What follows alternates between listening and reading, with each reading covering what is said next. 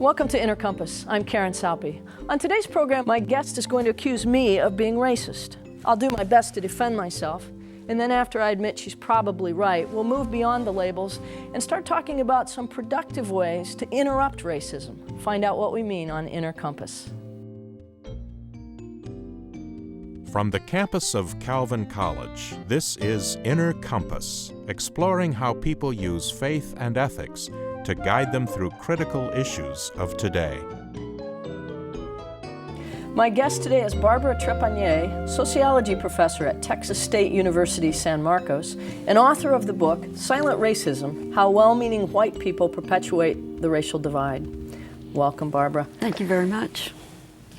Racism, I know a whole generation of people who believe that racism essentially ended with desegregation. We don't see overt signs of it as much as we did 30, 40 years ago. So what is silent racism? Well, silent racism is the vestiges of the old ideas that kind of went underground. And I argue that we can change laws, but it takes longer than that to change people's hearts and minds. Mm-hmm. And so some of the negative images and thoughts about African Americans in particular, but also other people of color, are in the minds of white people. I argue all white people, and sometimes they slip out, even though we try desperately to keep them submerged. Okay. And I call it silent racism. Your book sort of starts with this premise that a lot of us would argue that, well, I'm not racist at all. What kind of resistance do you get to that, and how do you answer? Well, I don't get a lot of resistance from people at the low end of the continuum, at the less racist end of the continuum. You don't? Because usually, no, I don't. Usually when I say this, people go, I knew that, really? But I couldn't say it. Thank you for saying it. Where I get resistances from people further up the continuum who don't want to admit that there is still racism, the colorblind racism. I mean, and you'll talk about this, but I remember, Martin Luther King's speech says, I imagine a time, I dream of a day when one is not judged by the color of his skin. And so as growing up and as a young adult, I thought, well, I'll be colorblind. I won't. Yes. And yet that's not adequate. Why not? In fact, what's the problem? That's part of the problem, I think, this notion that there's no longer racism around, because this submerged racism is actually causing racial disparities, but nobody admits it. Mm-hmm. And what I want to do is expose that silent racism that's causing some of the disparities. And it's perpetuated by people as well-meaning as you and me, and yet it's what's causing the racial inequality. The blatant racists aren't making the decisions that cause racial inequality. Oh, interesting. And it's so easy for well-meaning white people to say, well, I'm not racist, but, Don Imus or somebody that's made a public statement, an overt comment. That's racism, but not me.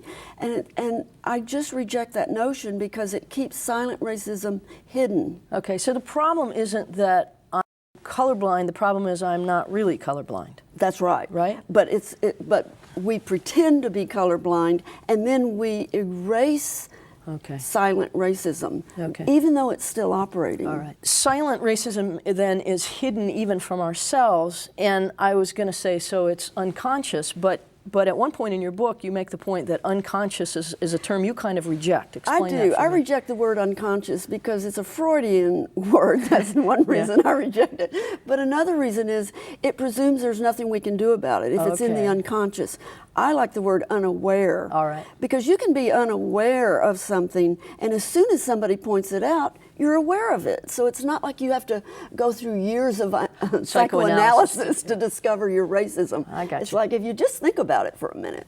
In fact, I often ask people, have you ever had a racist thought? And I've only had one person say no, she's never had a racist thought. Your study, as you began to explore this topic, you invited women, and you decided to focus on sort of white, not middle-aged white women, but white women of a certain not middle-aged at all. I had status. people from 18 to 72. Yeah.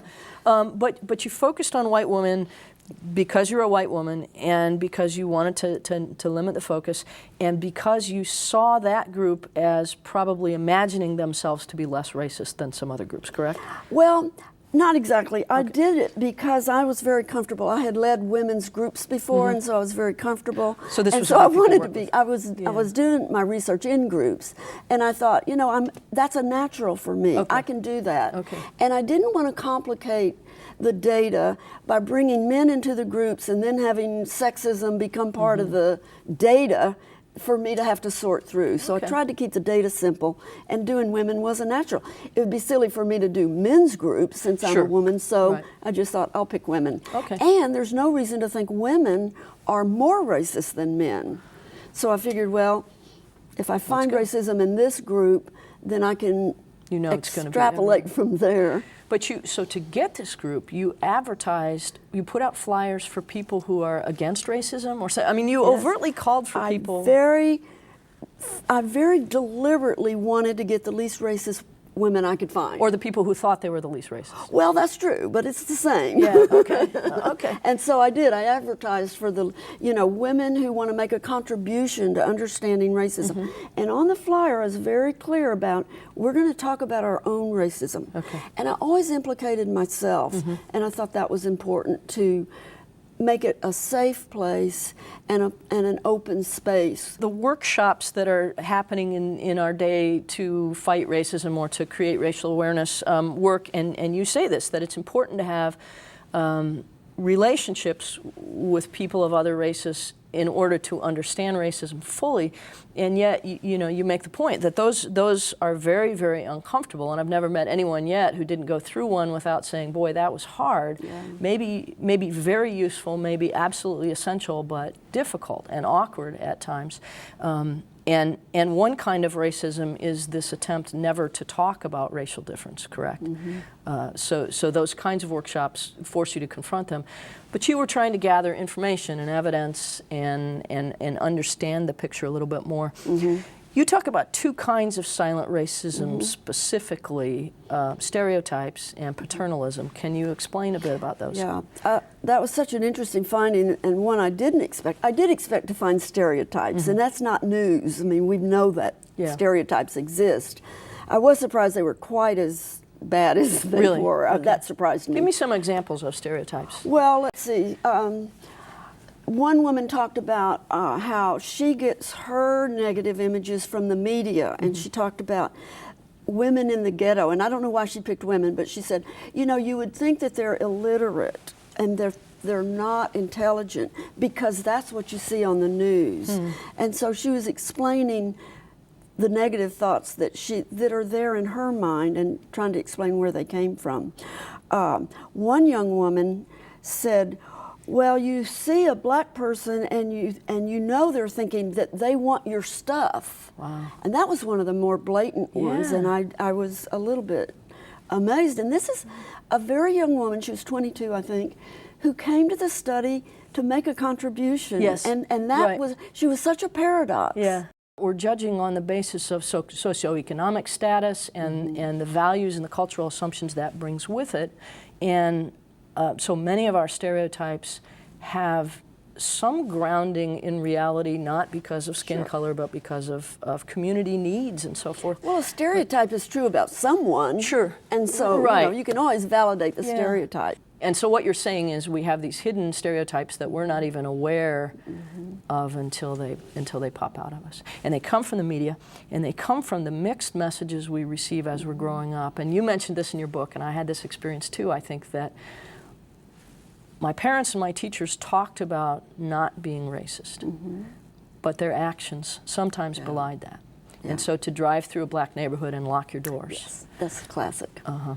Yes, and one of the participants even talked about her parents teaching her overtly, because we learn so much without being told, but she was told, there's no difference between the races, but don't ever say black. Yes, right. It's like, and there are those little landmines that we're not sure. Yeah. We go, I think, so far out of our way to to avoid saying awkward things that sometimes we can't have honest relationships. But so stereotypes are one way that silent racism manifests itself, and the other is paternalism. Could you talk about and I that? found this in the people that were from the South, and that includes me, that there's this kind of racism that Southern people have that I didn't find in anybody else, and it's a paternalism. There's some superiority involved in that, and there's this compassionate, almost, I'm going to take care of you. Right. One of the participants, Karen, talked about a time, she was an athlete, she was a basketball player in high school, and she had a friend, she was giving her friend a ride home, and they went to an ice cream shop.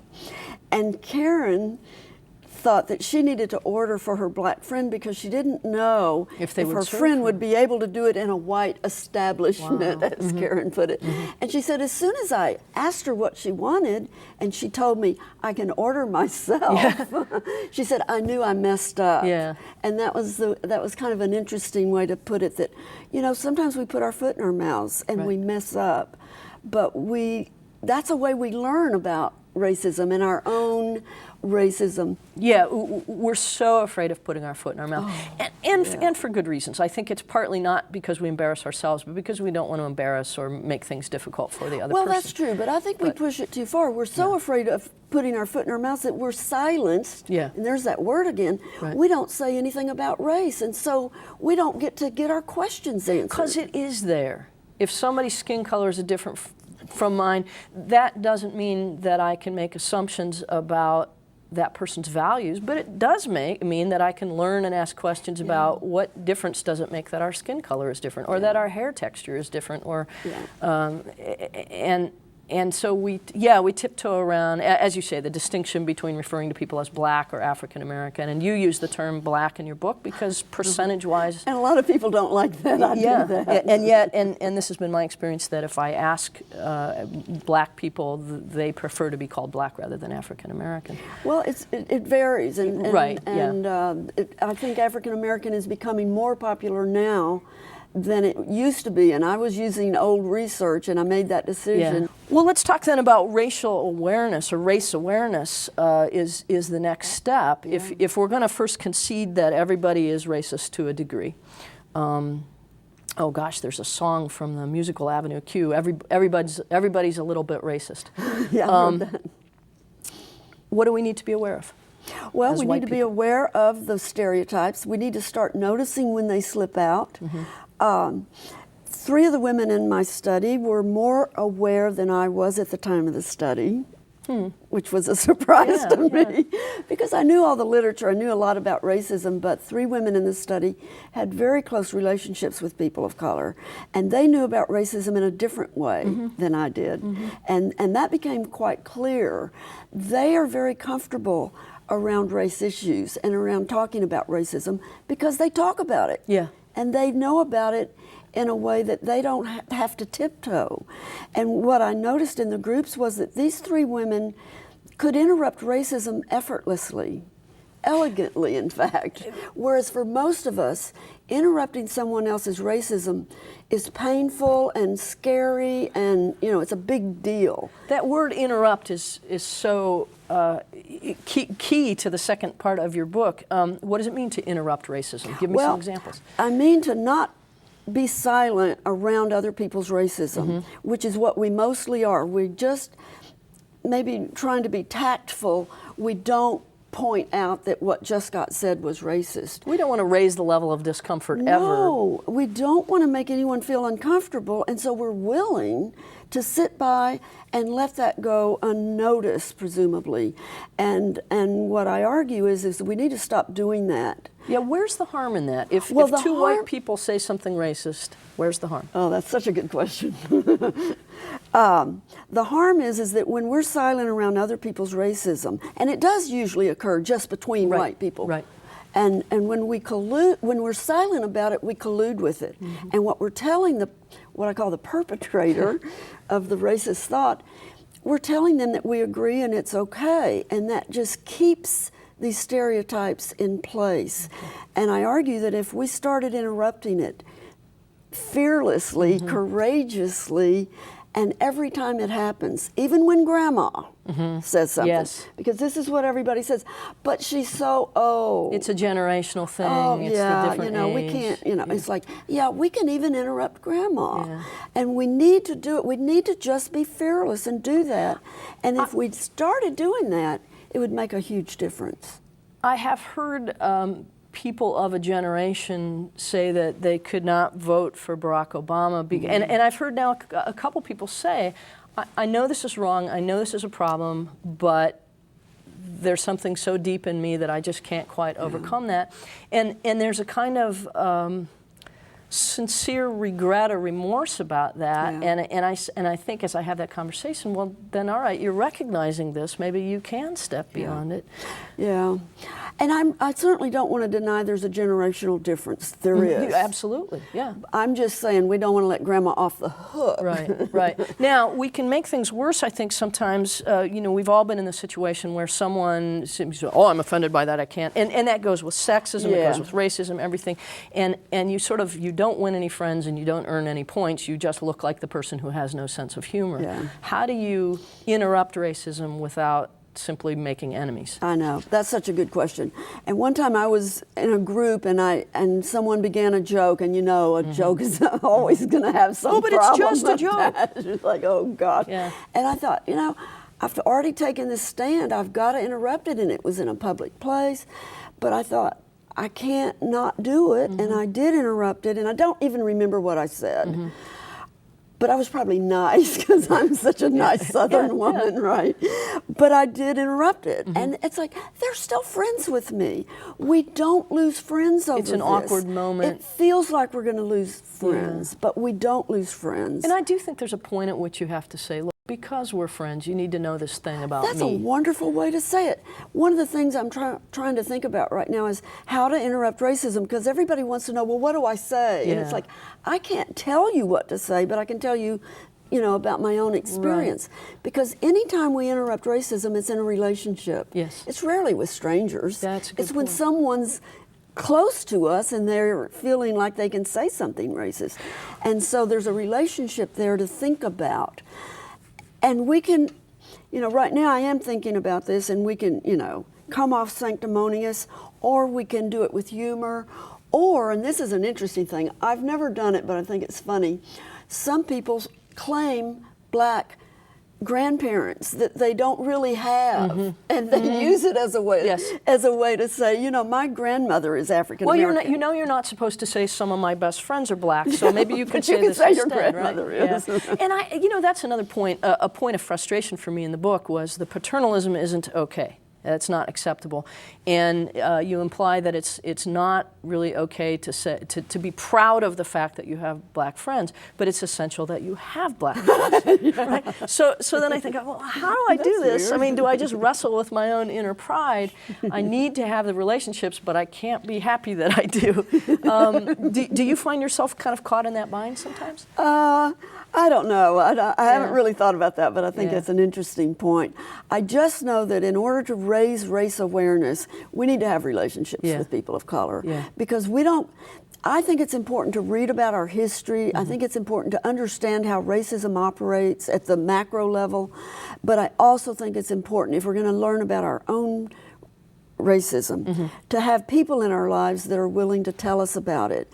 And for the most part, I think we need to have people of color in our lives. And I think in my experience, once you develop a real relationship and a real friendship, it stops being about race, so that you're proud to be friends with this person because it's this person. Care about the person. And their being Black, or their being Hungarian, or their being really, really tall is only a piece of the whole person. That's exactly right. And it's not about, I have this friend so that, people say, well, how do I get a friend? And it's sort of like, well, why don't you already have friends? I mean, that's a better question to ask. It's like, why are all our friends just like us? Right. And so we might want to think about that and think about, well, what stopped us from having friends? Well, but the tricky part of that is, okay, so let's say all my friends right now are white, and so I think, I got to go get a Black friend. Well, I'm going to go meet somebody or try to strike up a conversation, and initially it is going to be about the fact that that person is different from me. Possible. Maybe it's worth that risk. Maybe it's worth that initial Just go awkwardness. for it. I don't know. Yeah. Yeah. Just go for it. You mentioned a woman in the book who starts to talk to a black woman, I think, for that reason, and then is surprised when that woman,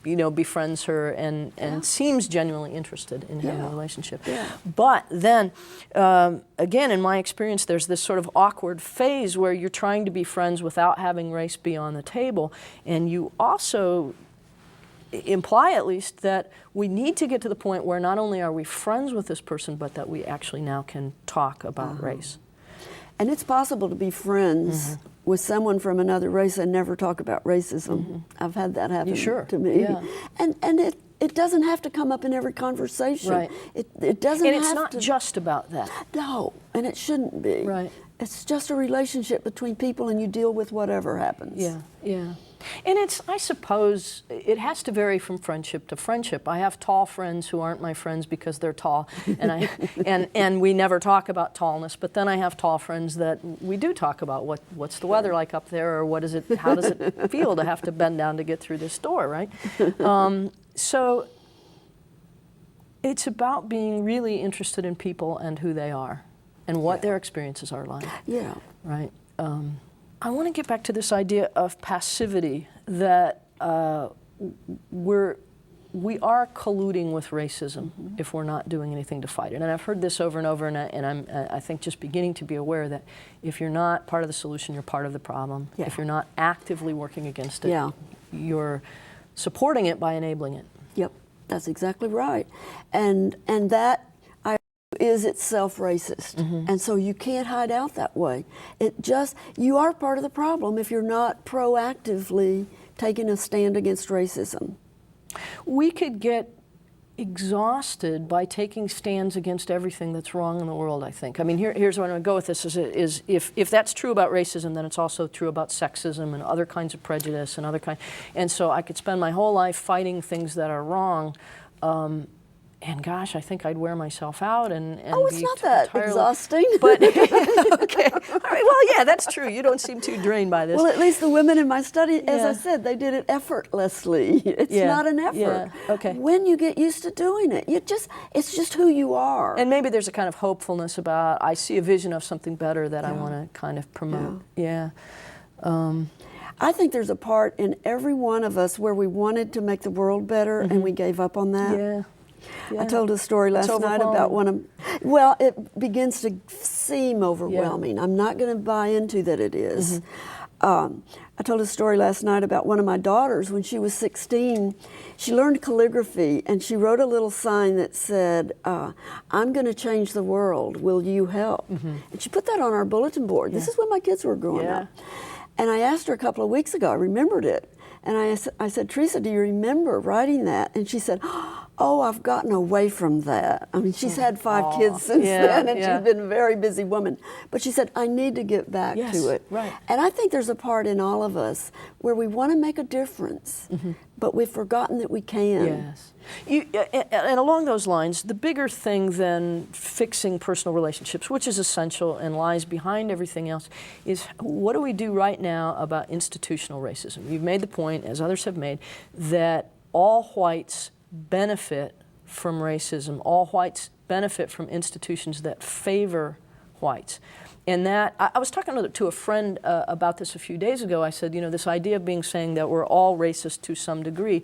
And he said, I've been talking with some friends about distinguishing between talking about racists, or being a racist, and being racist. Oh, that's a good distinction. And simply acknowledging that racism exists. In other words, when you don't have to accuse me to say that racism exists, I can take a proactive stance in fighting it, not out of a position of guilt, but out of a position of, proactivity.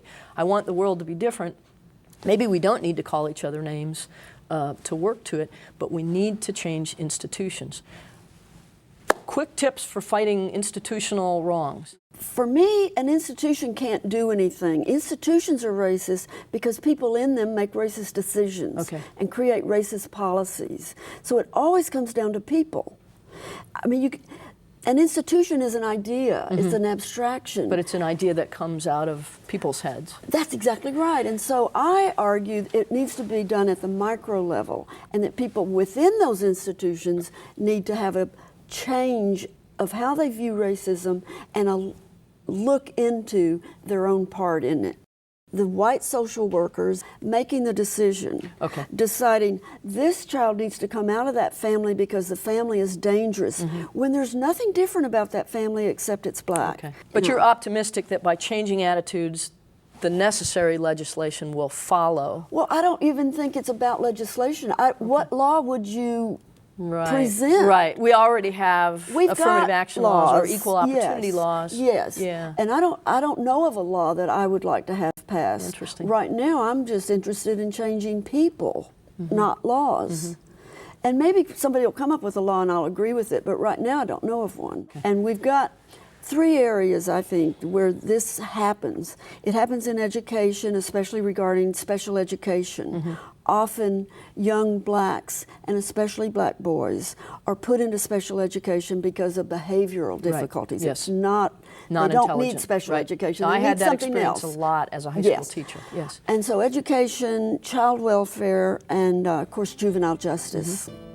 And so in Texas, I'm kind of helping out with this one area of child welfare. Thank you so much. My guest today has been Barbara Trepagnier, sociology professor at Texas State University San Marcos, and author of Silent Racism: How Well-Meaning White People Perpetuate the Racial Divide. I'm Karen Saupe. Thank you for watching Inner Compass.